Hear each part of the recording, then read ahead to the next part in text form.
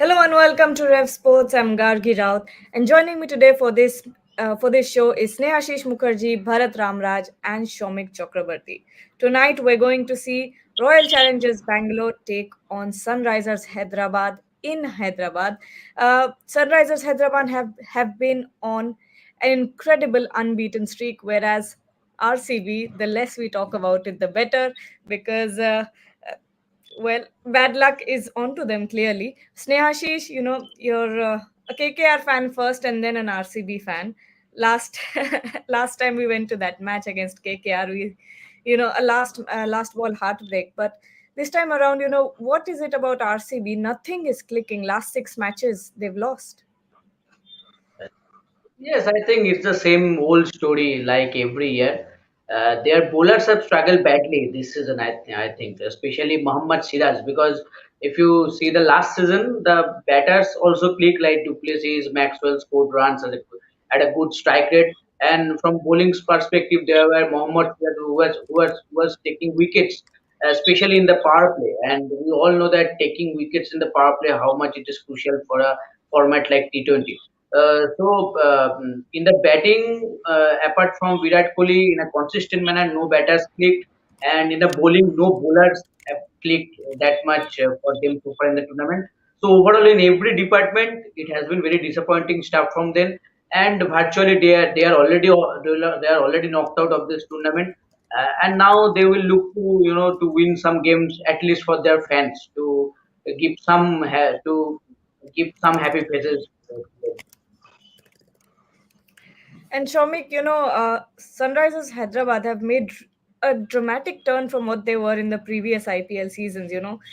Is it really, does the credit really go to Pat Cummins for all the change that we've seen?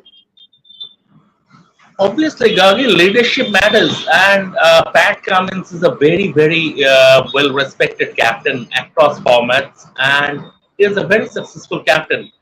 Um, it's about giving the team the required body language. You see, Sunrisers Hyderabad's batting template. That is the batting T20 batting template of 2024. I mean, you are scoring 125 runs in 6 overs. That comes from the leadership group, and Pat Cummins is the face of that. Um, the thing is that this is a sort of fearless cricket. This is sort of Zen Z cricket, fearless cricket, where you hit without fearing of losing your wicket. Um, you are not very concerned about whether you are playing conventional shots or not, but you are heavy lifting. And that's the name of the game as far as T20 cricket is concerned. Saka 2024. Pat Cummins has been immense as a leader. I mean, as far as this cricket is concerned, there is nothing more to say. He is a fantastic player in his own right, but not for nothing, he is a World Cup winner for Australia. He is a World Test Championship winner for Australia. And the way Sunrisers are playing, they are. Although T20 cricket doesn't have any favorites, but they are one of the favorites to at least reach the knockouts. Yeah, similar question to you, Bharat. Shomik completely agrees that it's the change of captaincy that has made SRH the dangerous team that they are this season. What do you think? We're also seeing Travis Head, Abhishek Sharma, and Heinrich Klaasen also come into form, and they're in red hot form. So where do you find that balance? Where did it click for SRH? What are your thoughts? Yeah, you just said their batting has really clicked for them more than the bowling. It is their batting that has really clicked. All of them are playing explosive knocks, right from right from Travis Head to Klassen to Abhishek Sharma. Everyone is striking around 200 or over 200. That is crazy. And someone like Travis Head, I don't think any IPL team knows how to bowl a team, and is taking advantage of that as well. New Zealand, Pakistan, and West Indies bowled much better than what we have seen in the IPL. To Travis said, hopefully someone will crack it. Yeah, bad comes definitely has had an impact as well, but you still need the players to make it happen, and SRH have the batting arsenal, batting firepower to go and get those big scores.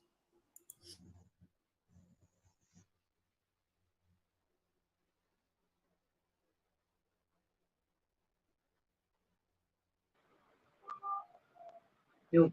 Mute. You're on mute, Gagi. Oh, my bad. But if you look at RCB, if you look at the toss update, I'm okay. Royal Challengers Bangalore have won the toss and opted to bat. Quite an interesting, quite an interesting take from RCB over there. Faf du Plessis. What have you thought of his captaincy so far? And also talk about what do you think the toss result could take? What direction could the toss take the match in? Oh, me? Yes, Neha Shishu. Sorry, I Okay. said that while I was on mute. Yes.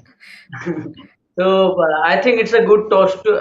It's an interesting decision I will take because I was also looking to that how SRH batters will play when they will chase a target because whatever the big score they have made it came when batting fast. So it will be interesting to see if RCB managed to put a good total on the board. I am not saying about 250, 260, at least 200 or 220. Then still it will be interesting to see how RCB batters go because chasing is a whole different game altogether. So it is a good toss to win, I think, for Duplessis. But when it comes to the captaincy of Duplessis, I am a bit of surprised and disappointed at the same time also because in last two seasons he showed good signs of as a leader, especially because he batted brilliantly, led from the front, and his changes were not I will not say that every time it was all perfect, but at least was good enough to produce some good results for his team. But this time around, his bowling changes, his fielding placement have raised questions. So as I said already earlier, that virtually they already knocked out of the tournament. But starting from this game, as a leader, also Duplessis might look to prove himself right, and hopefully this is the game where everything falls right for RCB. Yeah. Shomik, tell us about what you think the toss means because Faf du Plessis choosing batting first. Clearly, they haven't been very successful in chasing, but still, what do you think of Faf's captaincy so far in this IPL season? See, Faf is a good captain, not that he is a bad captain. I mean, he captained South Africa, so you don't get to captain South Africa if you are a mug as far as captaincy is concerned. But then again, a captain is only good enough as his team.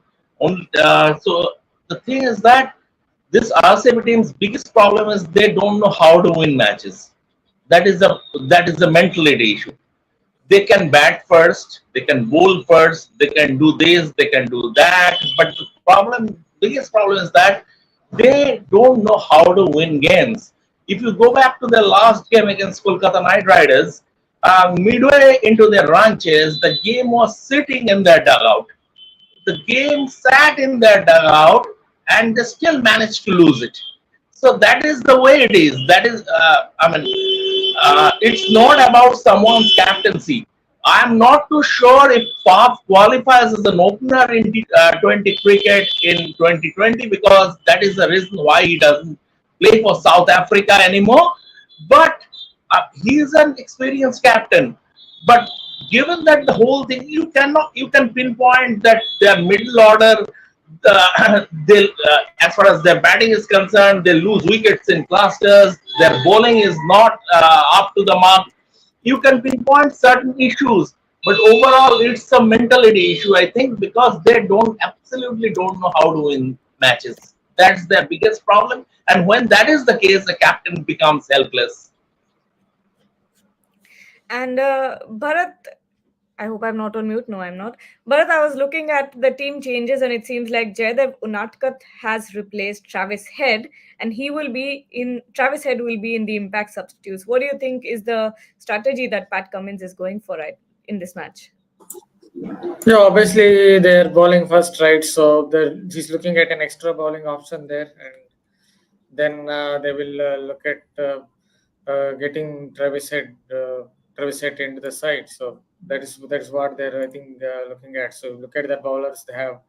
Shabaz Ahmad, Pat Cummins 2, Bhuvaneshwar 3, Jaidev Unadkat 4, Markande 5, Netraj 6 options they have uh, as they're bowling first, and then they will get that impact sub Travis Head in. So looks like a fair decision. As far as Duplessis is concerned, one thing I will add is about RCB is they have chopped and changed too much.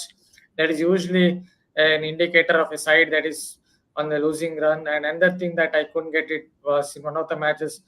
I guess it was one of the matches against Rajasthan Royals where they couldn't get Dinesh Karthik and Mahipal Omrar to bat at all in the slog overs.